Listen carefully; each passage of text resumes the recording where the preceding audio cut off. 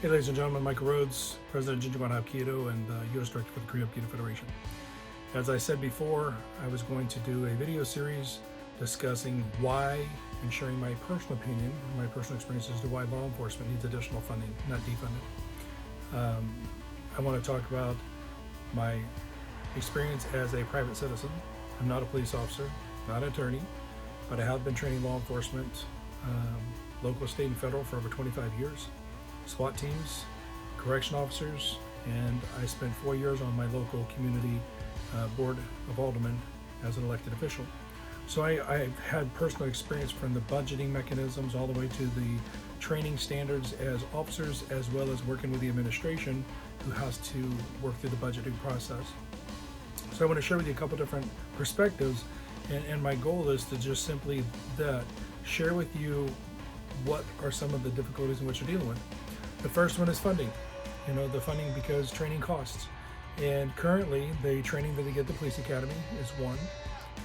Then they get continued credit or continued training hours, which typically is either once or twice a year at best. Some of the difficulties that they run into at that point is scheduling.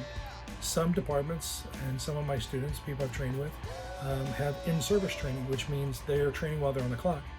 Other departments, whether it be city or county or whatever, depending on the size of the department and the resources, oftentimes they have to schedule it when they can schedule it. And then that means an officer may work 12 hours coming off of that duty and then come in for a 6-8 hour training day working on defensive tactics.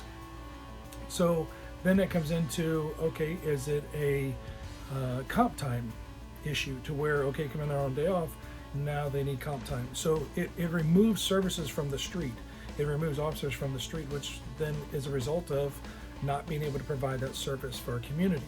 So scheduling is a very difficult thing. And then we talk about standards. I want to talk about training standards. The training, in my opinion, is not the best that's out there.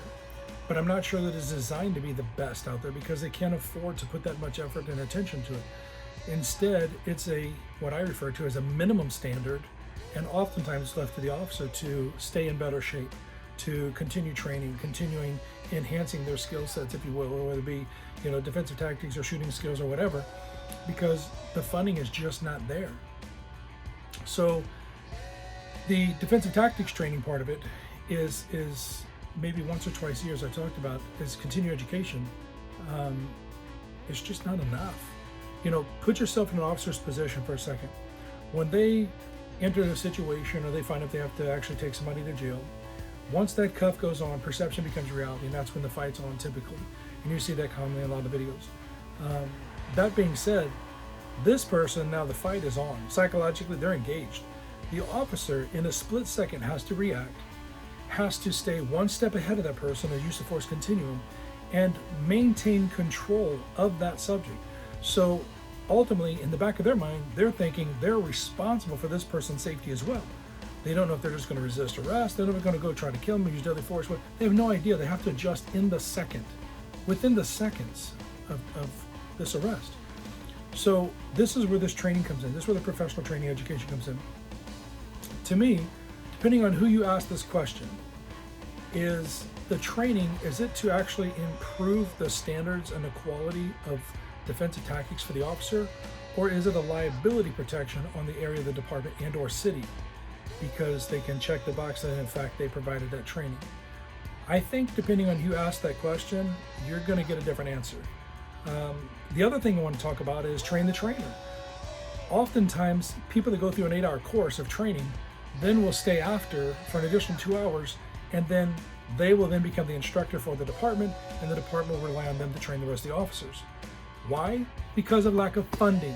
They can't afford to send the entire department. They can afford to send some representatives. And then those persons, based upon what they can retain from that information, that seminar clinic, if you will, they come back and then it's their responsibility to share that knowledge with the rest of the department. I truly believe they're doing the best they can with the resources they have. But clearly, if you understand the dynamics and the difficulties in which they're dealing with, it's very difficult. And I would just encourage elected officials to really take a second look at this. And people are saying defunding. It's actually, in my opinion, it's just the opposite. They need additional funding. You want higher standards? Provide them the resources necessary for success. Anyways, guys, I've got a whole list of things we're going to talk about, and some of it's sensitive in nature. Just please know my purpose is I'm wearing blue. I support law enforcement. I also absolutely expect law enforcement and private citizens to hold those people in law enforcement that don't hold themselves to a higher standard, who misrepresent or don't do their job. Everyone has a due process. Everyone. And we shouldn't judge, and we shouldn't accuse and throw people to the wolves until we hear the entire story.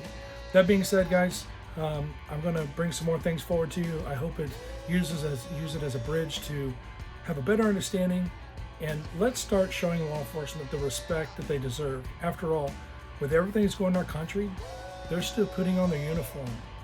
They're still gearing up, and they're still living up to their word and their oath of honor, if you will, their oath of protecting and serving, even the people who don't want them to. To me, that's an amazing demonstration of integrity, and I support them, and I ask you to do the same. Anyways, guys, if you could, please like and subscribe to the YouTube channel. It has some really neat things coming forward. Hope this message finds you well. God bless you and your family, and thank you for all those who serve in our law enforcement community. Jin Jung.